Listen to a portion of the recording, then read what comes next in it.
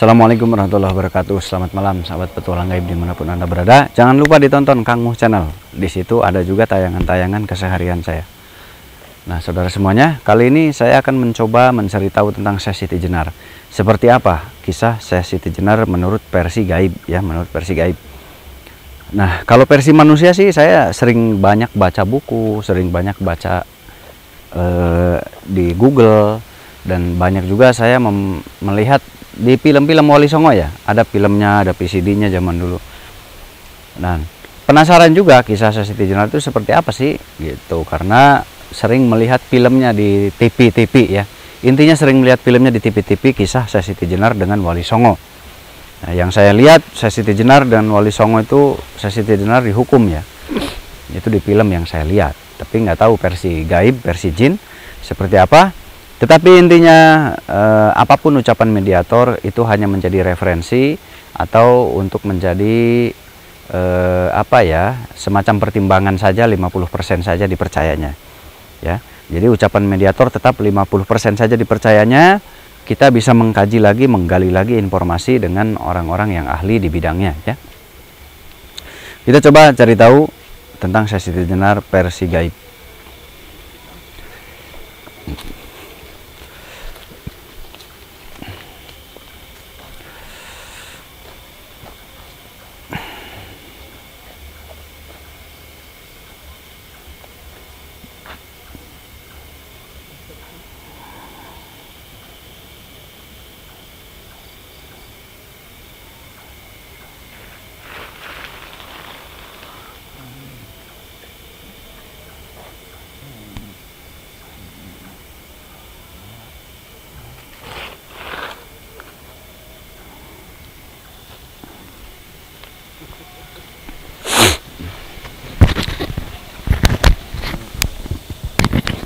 Assalamualaikum.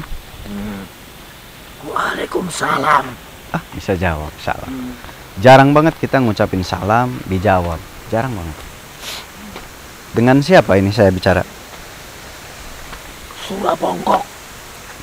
Surabongkok. Surabongkok namanya.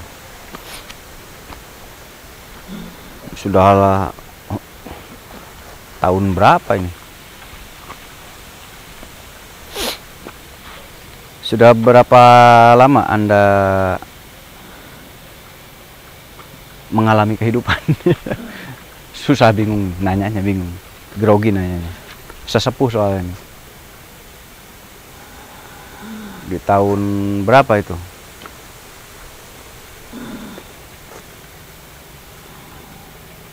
Aku Tulis coba, saya mau lihat.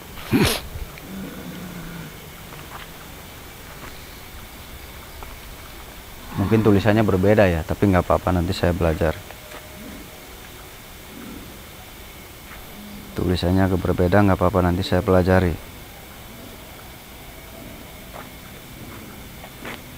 Oh. Kurang lebih 1400-an ya. Kurang lebih, nggak tahu itu ke belakangnya berapa, tapi depannya saya bisa ngelihat angka 1, angka 4, kurang lebih 1400. Mungkin bisa kurang, mungkin bisa lebih.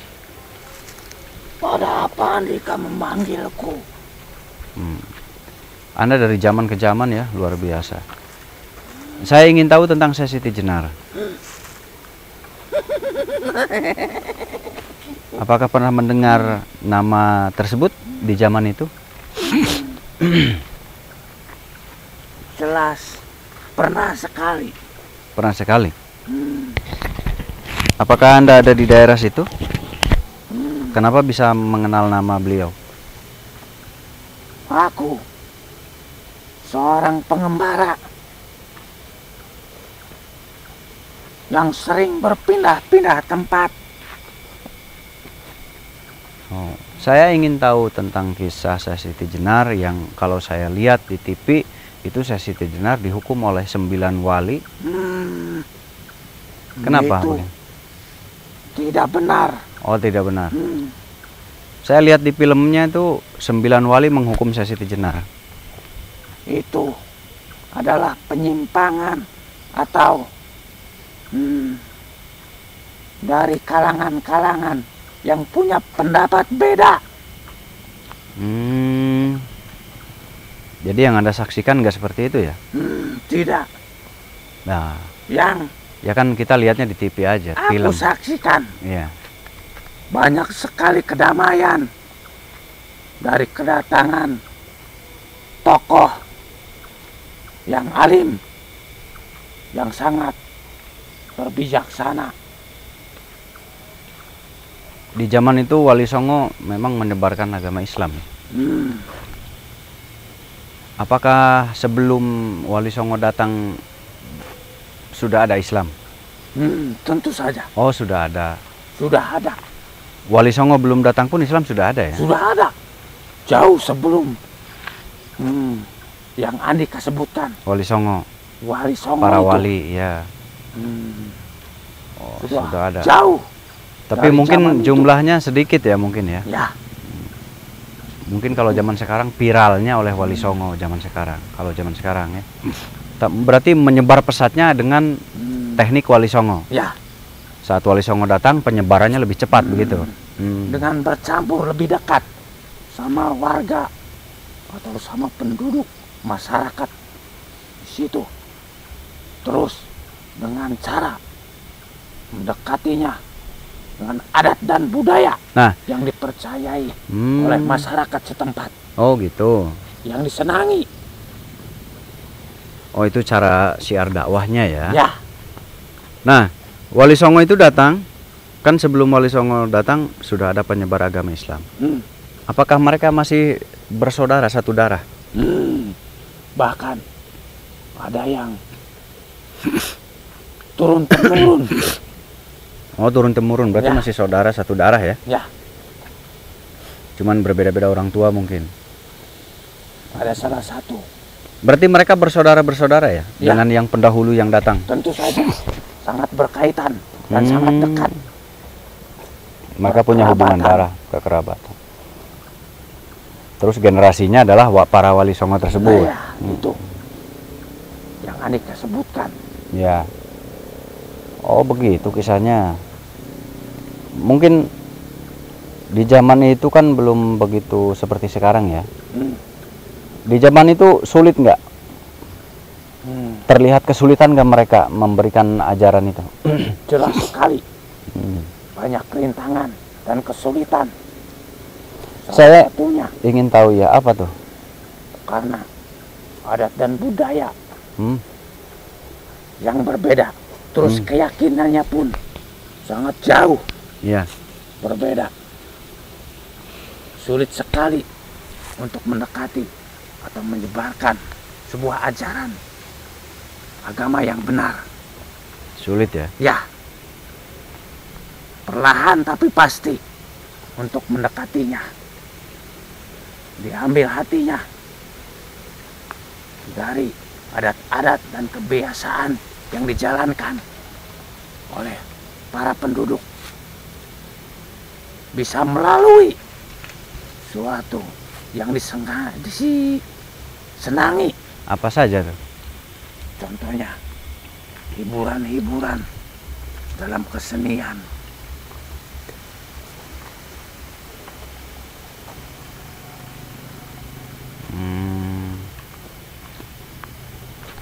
Begitu ya di zaman itu ya. Terus banyak lagi yang lainnya.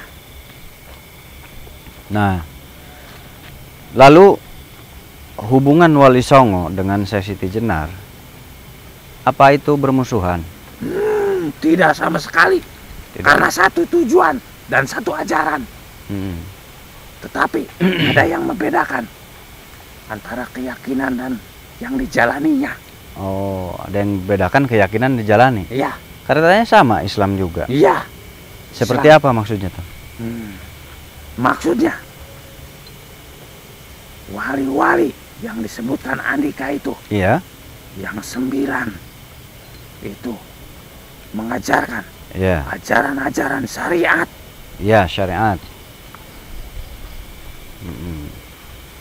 Dan Mengajarkan lain ilmu yang syariat. disenangi oleh yang disebutkan. Yang Anda lihat para wali mengajarkan syariat itu seperti apa yang Anda lihat, yang kamu lihat, yang sampean lihat? Seperti tatanan-tatanan bermasyarakat, dalam kehidupan, terus menjalankan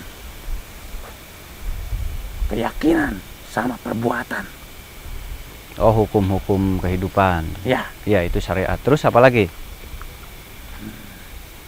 banyak. Ketika menginginkan sesuatu, itu pasti harus ada usahanya. Ya, itu ilmu syariat. Ya, Harus kalau ada upayanya. iya betul. Tetapi beda hal sama Syekh Siti Jenar. Bedanya? Selain dari keyakinan syariatnya, dia lebih takut sama Tuhannya. Oh ya, bagus dong kalau gitu. Maksudnya gimana maksudnya? Apa yang dijalankan oleh Syekh Siti Jenar? Ilmu-ilmu selain syariat, ada ilmu yang diyakininya. Iya. Ilmu apa yang dijalaninya memang? Yang seperti apa? Selain syariat, banyak lagi. Dia menjalankan ilmunya yang seperti apa? Syekh Siti Jenar itu. Contohnya, Tasawuf. apa yang dikerjakannya? Kenapa bisa menjadi perbedaan? Dia sangat takut dengan Tuhannya. Terus? Yang dijalankan. Makanya dia, Ya, Wali Songo juga takut dengan Tuhannya, sama aja. iya. Ketika dia Kita juga takut. menjalankan suatu keyakinannya, Iya. dia untuk menginjakkan kakinya pun ke tanah orang lain, dia rasanya tidak berani, ketakutan. Bahkan di saat dia haus pun tidak berani mengambil langsung dari sumur orang lain, Kenapa? saking takutnya. Takut. Karena kalau dia mengambil tanpa sepengetahuan ataupun tanpa izin, dia takutnya orang yang punya tidak suka atau tidak meridhoinya atau tidak ikhlas. Itu yang ditakuti oleh si Jenar. Terus apa, seperti apa lagi?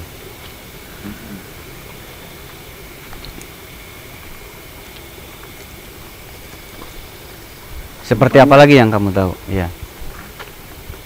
Yang aku tahu dari perbedaan itu, dia mengajarkan. Tetapi waktu itu ada pendapat yang dimusyawarahkan.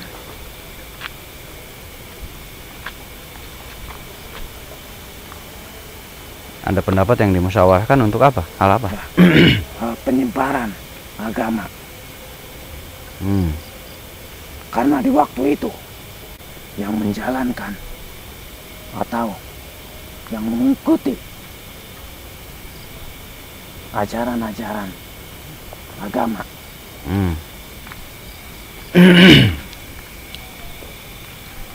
Jadi yang dijalankan Syekh Siti Jenar apa aja yang kamu tahu? Seperti apa?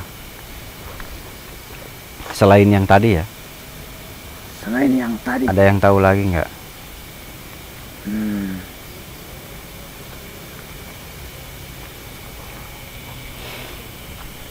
Perbedaannya dengan Wali Songo itu apa?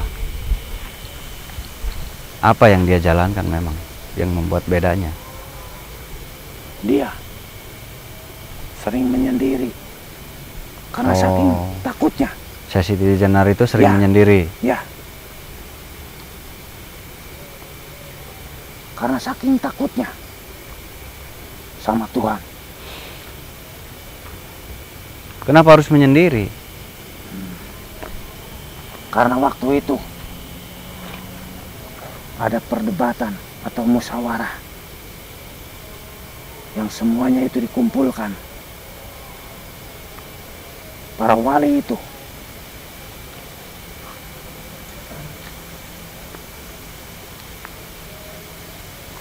enggak, kenapa harus menyendiri? Kenapa? Karena apa? Karena dia ingin lebih mencintai atau menjalankan ibadahnya. Oh, itu musyawarah apa sih? Tadi bingung nih, kayak ada yang mau disampaikan ya. Musyawarah apa sih? Bolak-balik ke situ terus dari tadi tuh. Mau nyampein apa ya? Musyawarah apa maksudnya? Ada musyawarah apa?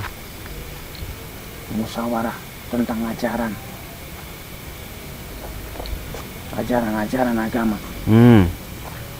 Karena di waktu itu baru banyak yang belajar menjalankan syariat. Ya.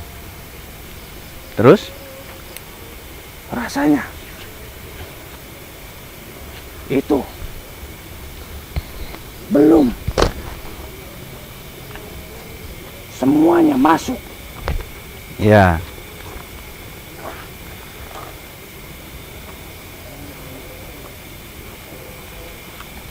Terus?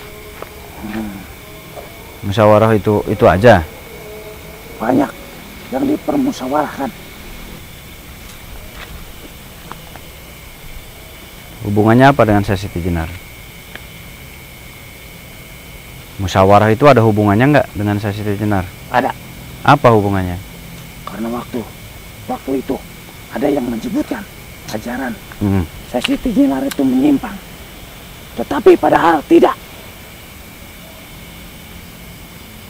Kata Wali Songonya. Oh, diperiksa gitu atau Ya. gimana? Oh, bingung saya nanyanya nih.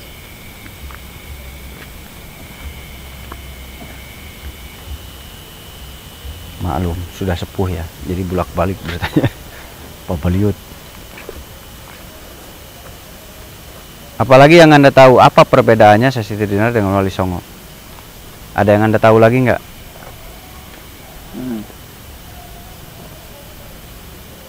Perbedaannya itu tadi. Kalau Wali Songo itu mengajarkan ilmu syariat. Yang membedakan kalau Siti Jenar selain ilmu syariat, ilmu tasawuf yang dia jalani. Maka dari itu Dia mengajarkan lebih sering ilmu tasawuf. Ya. Ya. Ilmu tasawuf itu kan tidak salah, karena memang sedikit ada perbedaan dengan ilmu syariat. Terus selain ilmu tasawuf, ilmu apa yang diajarkan? Ilmu makrifat. Oh, masa langsung ilmu makrifat? Yang kita tahu ada ilmu thariqah, ada ilmu hakikat, baru makrifat.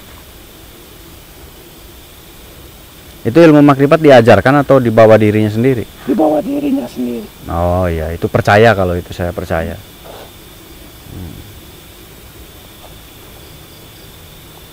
Lalu ilmu-ilmu thariqah pun diajarkan. Saya tahu nggak ilmu thariqah? Tadi nggak nanya dia. Terus ajarannya seperti apa dulu itu dia? Nyuruh apa ke masyarakatnya yang kamu tahu? Coba nyuruh apa? Nyuruh agar lebih mengenal Tuhan. Dan nyuruh agar lebih yakin yang aku ketahui. Contoh seperti ini. Misalkan sedang merasa kelaparan, Ya, tetapi tidak mampu untuk membelinya atau menukarnya. ya. Dia tidak berani untuk mengambil yang bukan miliknya. Itu ilmu syariat juga ada seperti itu.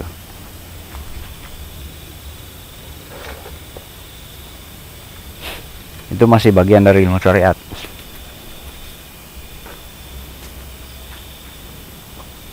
Terus ada lagi apa?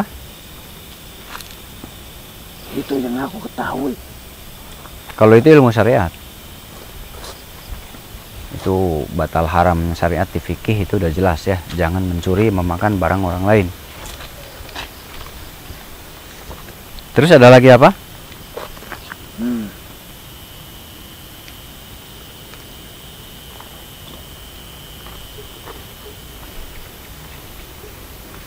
Ada yang kamu ketahui yang dijalankan oleh Syekh Siti Jenar? Itu yang dijalankannya. Ya itu bagian syariat tadi, banyak bagian syariat semua. Ada sedikit tasawufnya ya. Kita malah belum ngelihat jawaban ilmu hakikatnya. Kita belum dapat jawaban tentang ilmu hakikatnya. Nggak ada lagi yang kamu tahu? Ilmu hakikat itu ilmu kenyataannya. Apa, seperti apa yang kamu tahu, seperti apa? Maklumnya orang tua susah nih ngomongnya. Bukan orang tua, jin tua. Yang sampean tahu seperti apa? Yang sampean tahu menjalankan apa saja coba? Seperti yang diajarkan. 5 waktu. Itu ilmu syariat jelas sekali. Terus Banyak lagi. nggak ada ya? Berpuasa. Berarti dia nggak tahu saat Syekh Siti Jenar menjalankan ilmu hakikat, dia nggak tahu. Berarti kamu nggak mengikuti seluruhnya ya? Tidak. Oh pantas ya, nggak tahu apa-apa dia.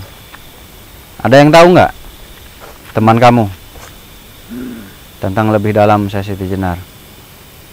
Kita mau tahu jawaban ilmu hakikatnya, karena intinya di situ. Kita ingin tahu jawaban itu. Syekh Siti Jenar itu terkenal dengan ilmu hakikatnya soalnya, makanya kita harus cari tahu. Disitulah terjadi perbedaan di film-film. Cuman di sini nggak ada jawaban, semuanya ilmu syariat. Karena tasawuf juga masuk ke bagian syariat, cuman tingkat lanjutan. Ya.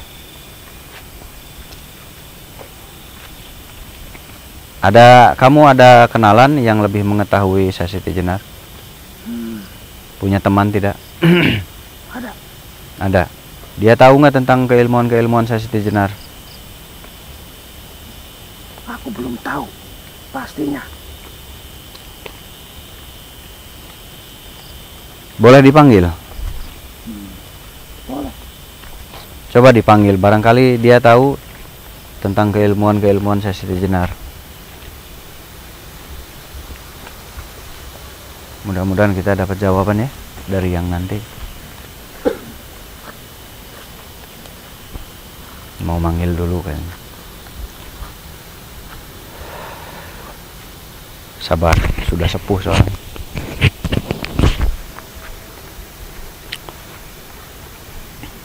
Mau dipanggil dulu biar datang. Kita coba tunggu. Mudah-mudahan dapat jawaban.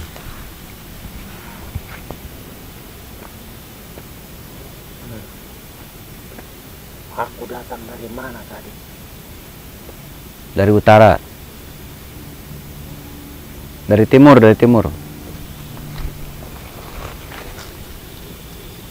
Timur utara.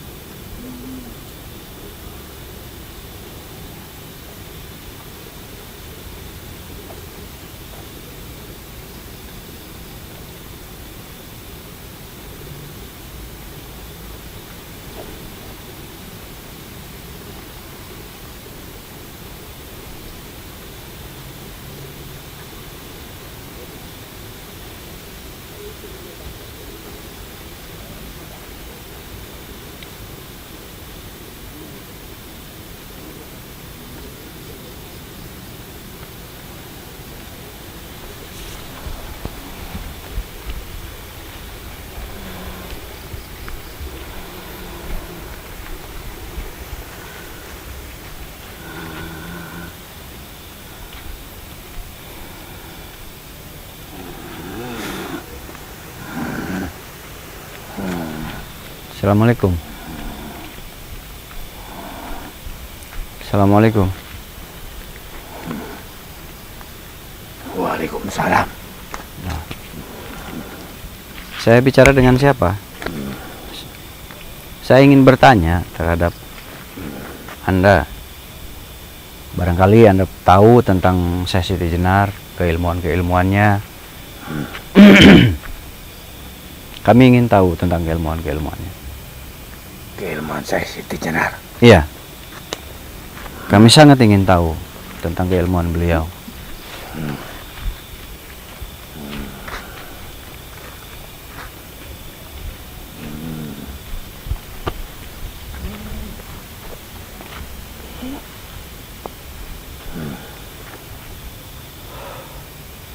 Dalam segi hal apa?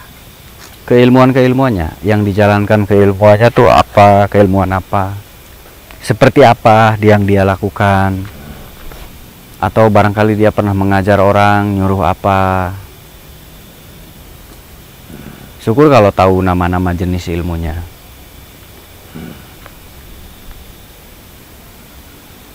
Mengajarkan ilmu-ilmu kehidupan. Yang seperti apa? Yang harus dijalani. Iya. Seperti apa contohnya? Beribadah kepada Tuhannya. Ya, itu saya sudah tahu, sudah dikasih tahu tadi.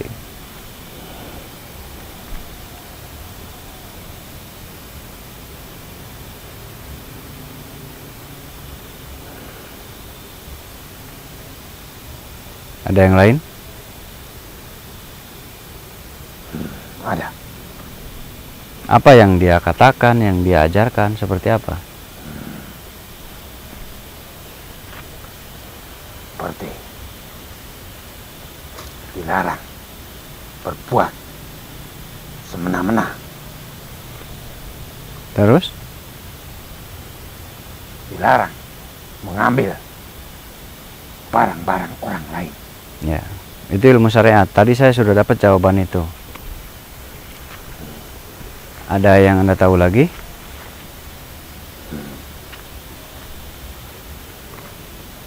Banyak.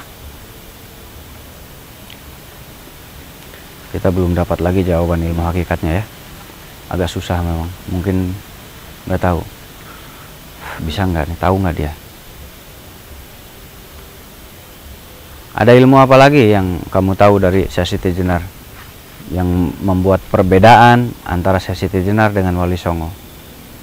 Tidak ada bedanya. Oh. Apa kamu pernah mendengar ilmu hakikat?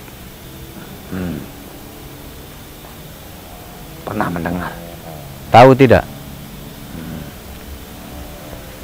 Aku tidak tahu persis. Tidak tahu persis berarti ada sedikit yang tahu dong.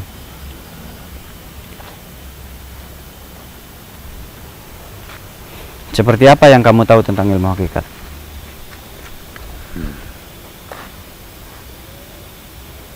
Ilmu hakikat yang aku ketahui, ilmu kehidupan. Itu ilmu syariat juga, ilmu kehidupan tuh. Ilmu kehidupan sudah pasti ilmu syariat. Semua aturan hukum ada di situ, aturan dalam hidup.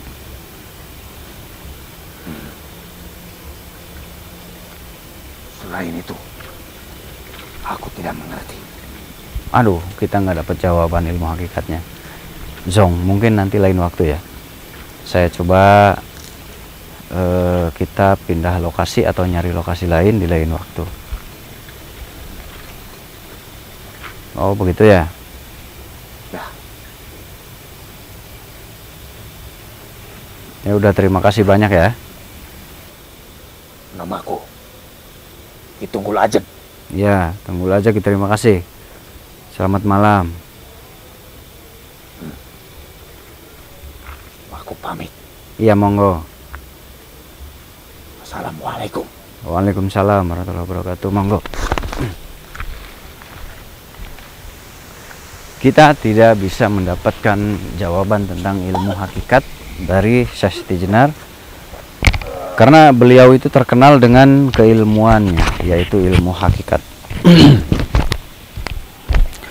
Dan bangsa jin ini tidak begitu mengetahui mungkin di saat beliau mengajar ilmu-ilmu hakikat. Mungkin beliau memakai pelindung ya atau pagar, sehingga bangsa-bangsa jin tidak tahu dan tidak mendapatkan informasi. Kenapa? Karena kajian ilmu hakikat itu adalah kajian ilmu tingkat tinggi. Kajian ilmu tingkat tinggi sehingga tidak bisa didengarkan oleh sembarang manusia. Termasuk bangsa jin pun akan dihalau gitu. Jadi kajian ilmu hakikat itu untuk para santri, untuk para ustadz, para kiai yang memang khusus. Tidak semua kiai memahami ilmu hakikat, tidak semua ustadz memahami ilmu hakikat, tidak semuanya. Karena mereka yang khusus, yang betul-betul serius dalam mendalami ketuhanan, dalam beragama, maka mereka akan mencari ke arah sana. Gitu. Jadi apalagi di zaman sekarang lebih sulit, karena ketika kita belajar ilmu thoriqoh saja itu sudah kesulitan. Yang belajar ilmu thoriqoh itu sedikit, lebih banyak belajar ilmu syariat. Kenapa? Karena ilmu syariat itu sifatnya untuk umum. Itu ilmu syariat itu hukum, aturan dalam kehidupan. Wajib nggak? Sangat wajib, sangat wajib. Karena itu pondasi yang betul-betul harus ditanamkan. Ilmu syariat itu pondasi yang harus betul-betul ditanamkan. Tanpa ilmu syariat, ilmu setinggi apapun nanti goyang, ujung-ujungnya ambruk. Ilmu syariat itu kalau bangunan ibaratnya pondasi. Jadi ilmu makrifat itu ibaratnya genting, atau genting ya atap yang paling puncak, paling atas. Tetapi genting atau atap yang paling atas, apalah gunanya kalau pondasinya lemah? Ketika ada gempa sedikit, pondasinya hancur, maka atap pun akan hancur, akan hilang. Jadi ilmu ini saling berkaitan.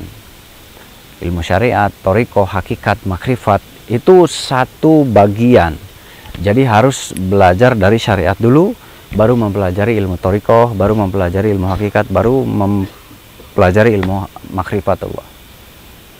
Gitu. Di saat belajar ilmu thoriqoh, kita juga belajar ilmu tasawuf, ya. Kita belajar ilmu tasawuf, belajar ilmu thoriqoh. Belajar ilmu tasawuf di mana biasanya? Biasanya belajar ilmu tasawuf itu sama dengan belajar ilmu thoriqoh, berbarengan, sedikit berbarengan.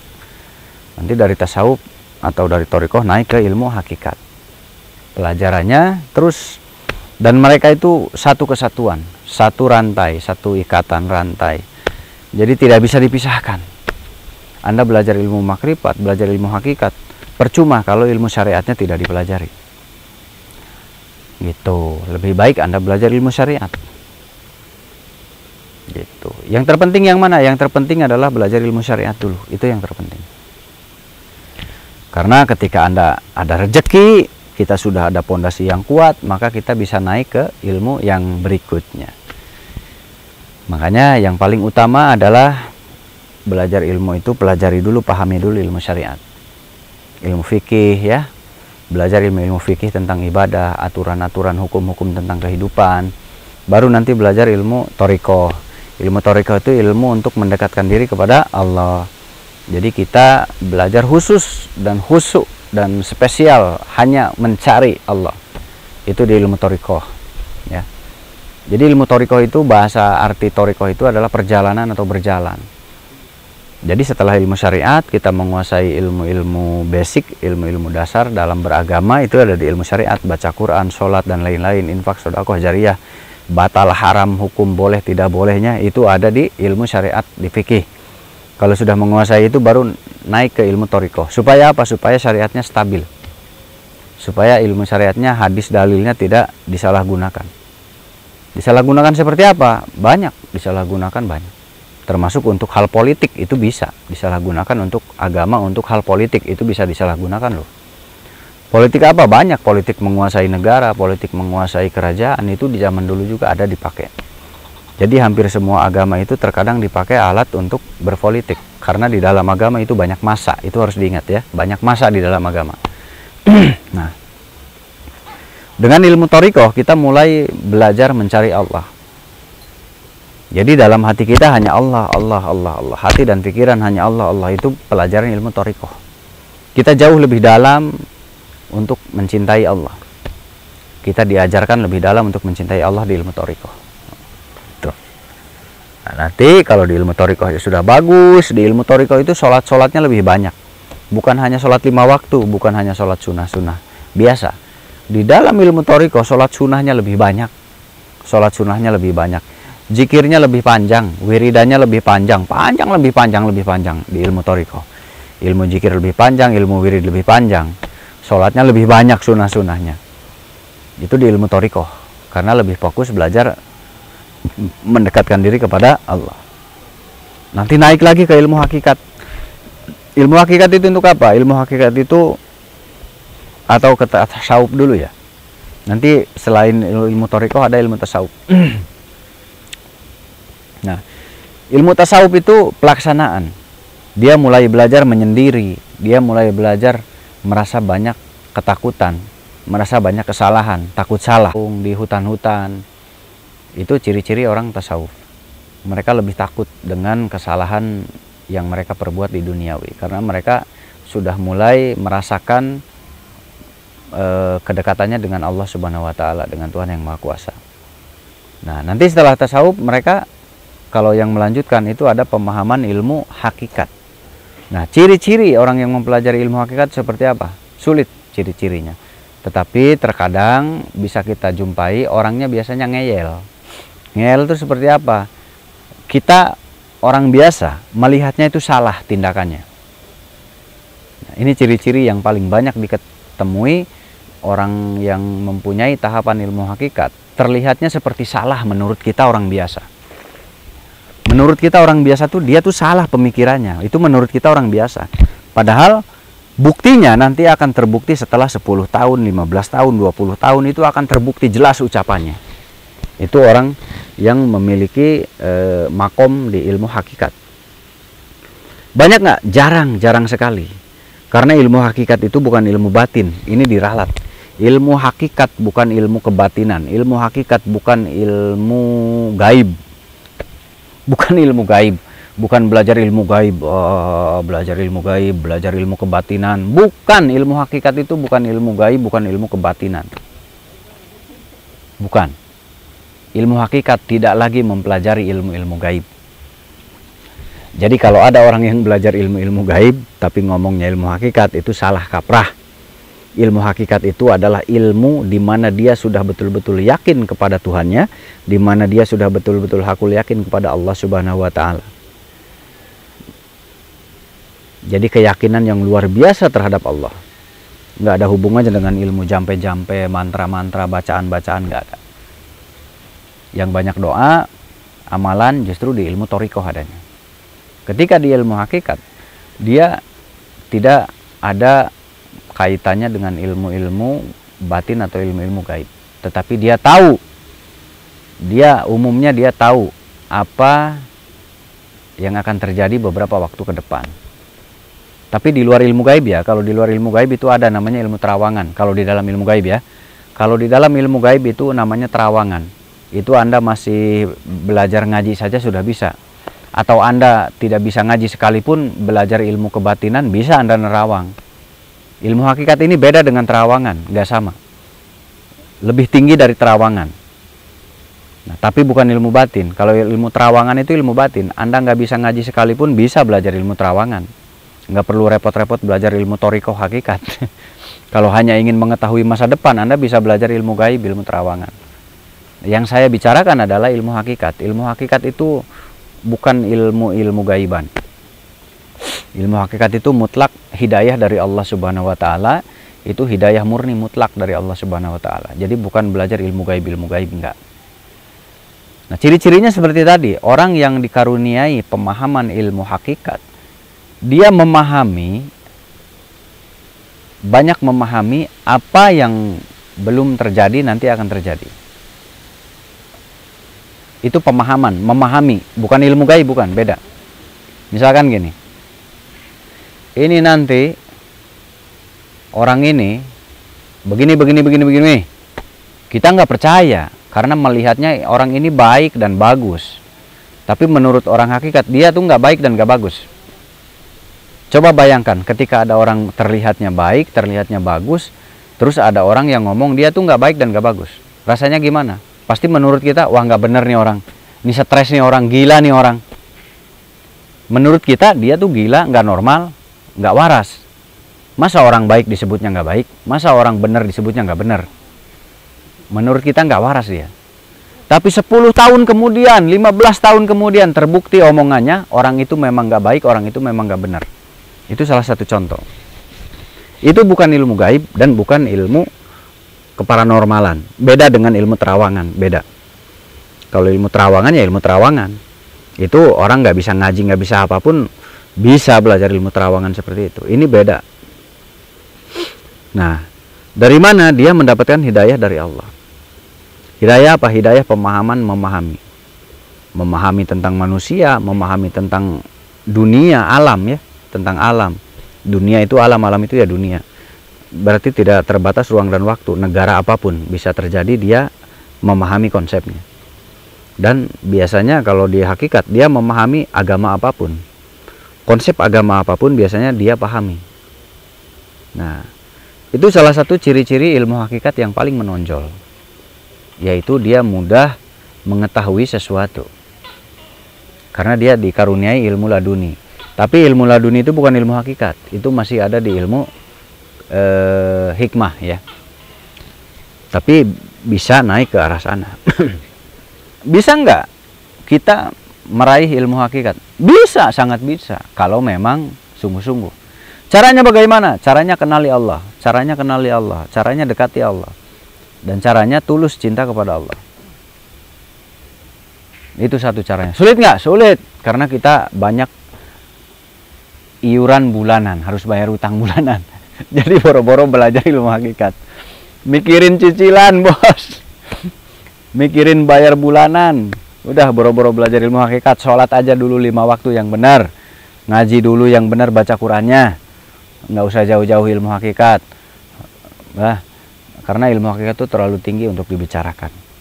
Ini soalnya banyak orang yang berbicara tentang ilmu hakikat, ilmu hakikat. Banyak sekali grup-grup ilmu hakikat, sedangkan kehidupannya masih ngawur amburadul. Orang hakikat itu kehidupannya nggak amburadul. Orang hakikat itu kehidupannya nggak mencari-cari uang. Dia nggak butuh duit, ada duit pakai, nggak ada duit diem. Kalau ada orang ngomong-ngomong ilmu hakikat tapi masih suka minta rokok, minjem duit, udah jangan didengar, itu dabrus namanya. Itu anak buahnya jin ketom, B. Dan ilmu hakikat itu biasanya mendekati kewalian. Kenapa disebut kewalian? Kenapa disebut wali Allah?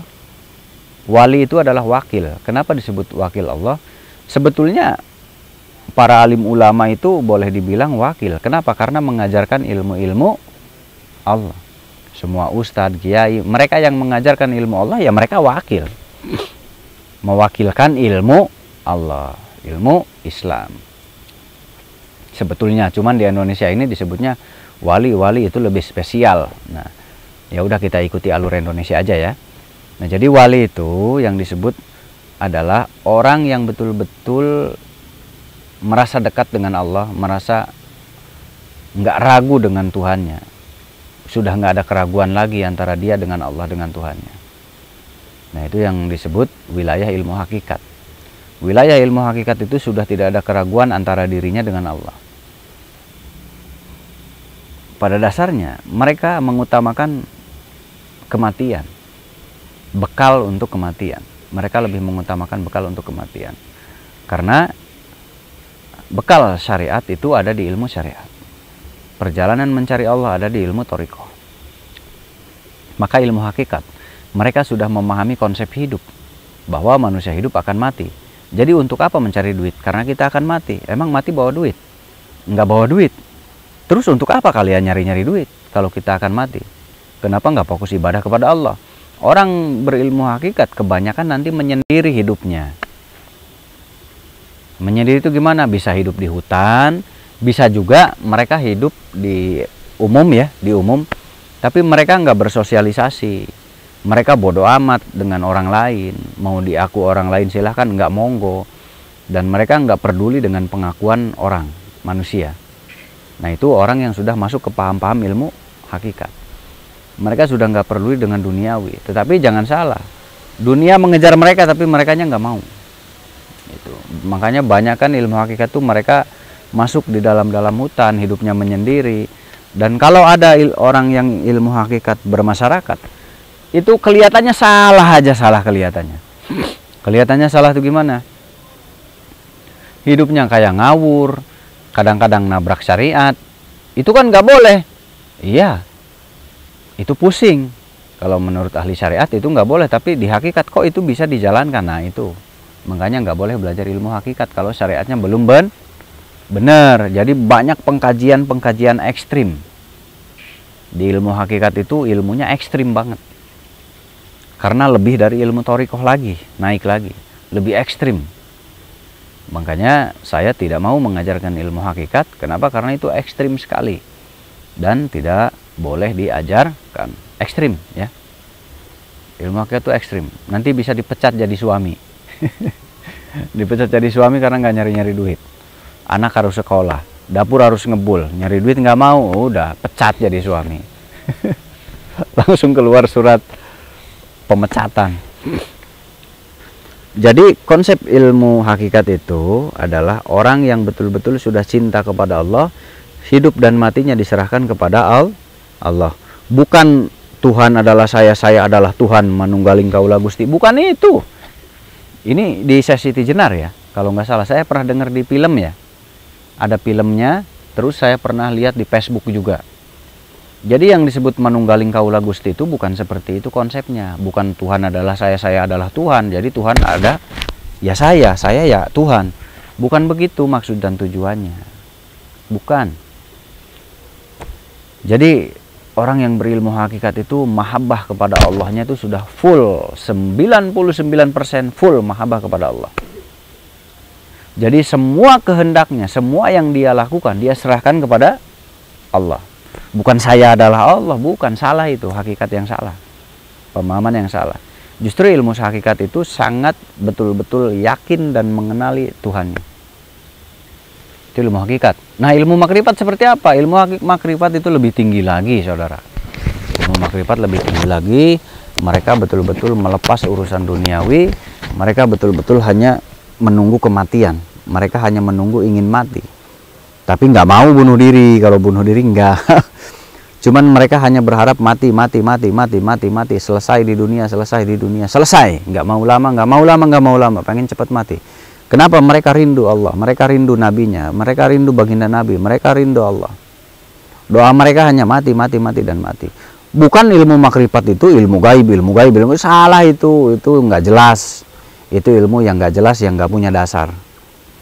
Ilmu makrifat itu orang yang betul-betul cintanya full kepada Allah, 1000% full cintanya kepada Allah, 1000% full cintanya kepada baginda Nabi Muhammad, betul-betul full keseluruhan hidupnya mereka sudah berharap mati bertemu baginda Nabi, mati berhadapan dengan Allah dan para malaikatnya.